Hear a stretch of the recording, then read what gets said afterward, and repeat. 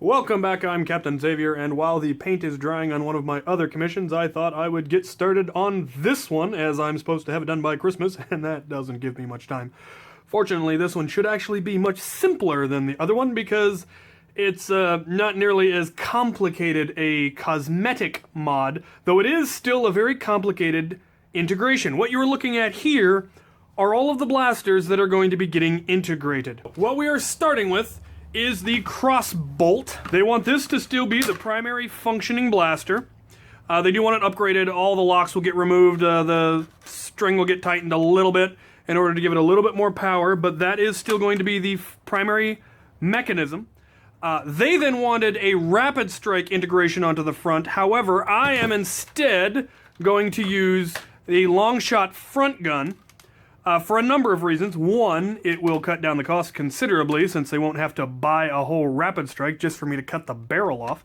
It also will give me a convenient mounting and trigger point for the Titan. That's right, they want an integrated underslung Titan.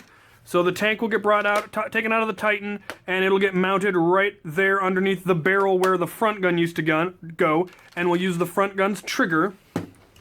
And then on either side of this will be mounted a pair of swarm fires. Now I have a few ideas of where this kid might have gotten this idea, and that's all well and good. My plan, if all goes well, is for the Titan and the swarm fires to get integrated onto this and to have this still be removable. I am going to try to cut this down, to cut down the front of this gun and replace it with a barrel mount, so that you could actually mount the integration part, the swarm fires and the Stampede, or the Titan, all integrated onto this and removable. So it'll have a trigger for the Titan and a separate trigger for the swarm fires, and it will all be self-contained. Step one, we are going to have to pretty much take apart everything to get at the parts. Let's start opening things up. I'm going to go ahead and do this using power tools because doing it the hard way is silly.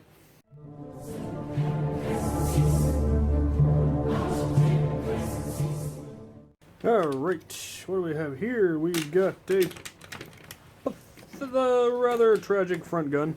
Plenty of room in here. That's nice. It's also potentially, if I ground out this area, I could make a cover for it and actually use that as the battery tray for the both guns. If you put 4 trust fires or IMRs in there, that would probably have all the... Why is this a separate piece? What does that achieve? Okay, on to the next one. Let's go ahead and pull the Titan apart. All 9,000 screws. Well, I got a phone call while filming the Titan disintegration, but, which, of course, killed the video feed. But, big screws too. Titan tank is out. This will need to get removed and plugged, and then I will need to acquire a pump. That's the only part of this I don't have, but the pump that I like is available at either Walmart or Target, or used to be. It's where I got the one for ire and my shoulder Titan, so that's what I plan to use. And for those of you who've ever opened up one of these kinds of blasters, the yellow covers up gaps in the shell, which is strange and interesting. And the neat thing is, of course, that the entire firing mechanism is entirely self-contained. And as long as you can find somewhere else to put the batteries, you can quite easily mount this to whatever you want. In our case, we want to mount it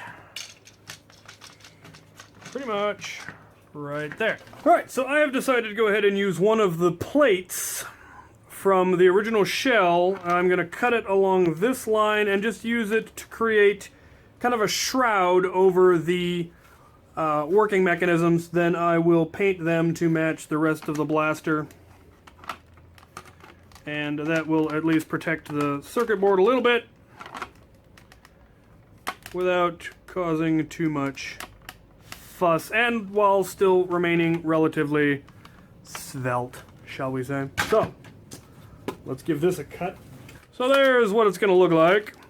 It's got a nice little shroud over it. So it can now be mounted right there. As was stated before, it's going to have a slight angle out, which is good because that'll give you a decent spread.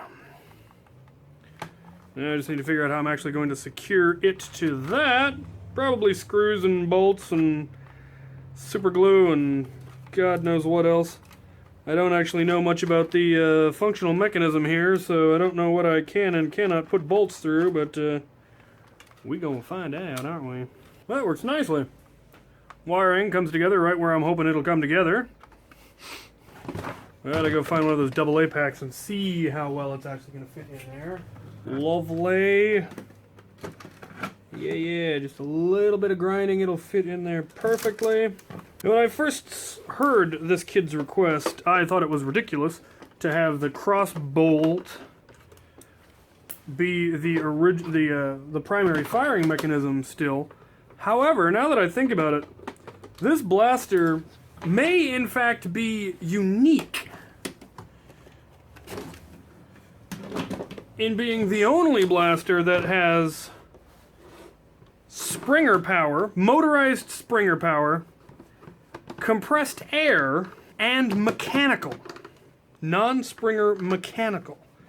So that is a lot of variety, and as we all know, I like variety and modularity, which, you know, is why I'm making this gun a little more modular than originally requested, in that the air tank system and the full auto system will be fully removable.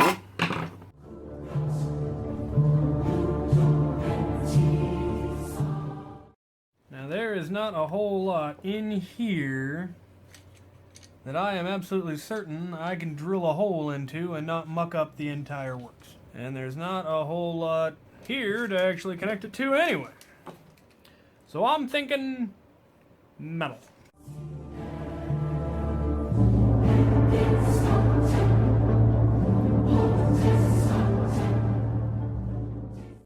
For those of you following on at home, I've made a series of holes in the shell and a series of holes in structural, non-functional parts of the blaster, and we're going to try threading some 16 gauge wire, the stuff I use for making chainmail, through it all and see if we cannot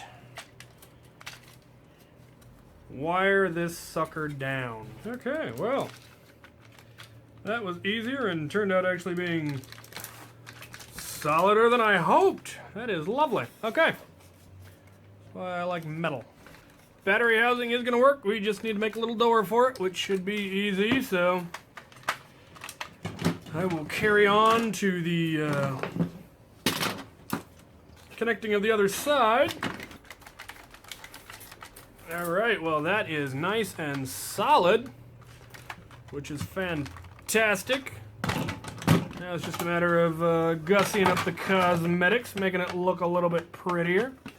Of course, a paint job will be eminently necessary. I'm going to seriously regret having attached these before I dremeled out everything for the Titan tank, but it's too late for that now. I've got it all dremeled out, and it locks in place and pretty much friction fit quite nicely. Still need to figure out the actual pump process, mechanism, all that jazz. Haven't quite decided where I'm going to mount the pump yet. The obvious place, of course, would be below. Okay, so that's the lower shroud now. I took a piece of the shell that had already been cut and dremeled it a bit and attached it. Now it covers up that circuit board quite nicely. The wires are only mildly exposed, but I will deal with that with heat shrink coating later. Okay, so that's the swarm fires other than the wiring, which is going to be simple. Now we need to deal with the... Well, we can't really deal further with the Titan until we have the pump, so we are going to move on. We're going to take a moment and move on to the Crossbolt.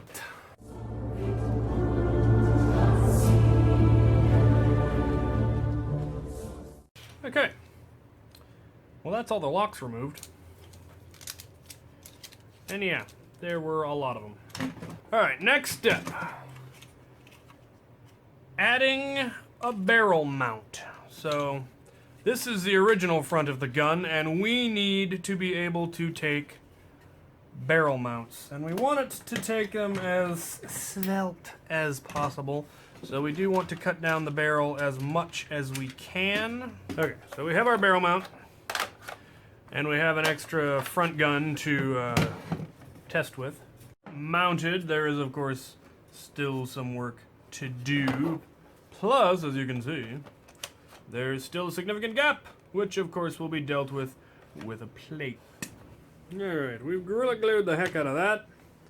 We're going to leave it to cure while we take a quick break. Alright, so I am mounting the secondary trigger. Very similar to Eyre's secondary trigger, really. There will be a jack somewhere on this blaster that you'll be able to jack in the cord that's coming out of the bottom of this blaster, and it will link this trigger to the Swarmfires. There will also be a rev trigger, or a secondary trigger, probably right there. I may have to put it somewhere else. I don't know yet. Somewhere on this blaster so that you can actually use it separately. Which I'm pretty sure I've mentioned that before, but I might be talking to myself at this point.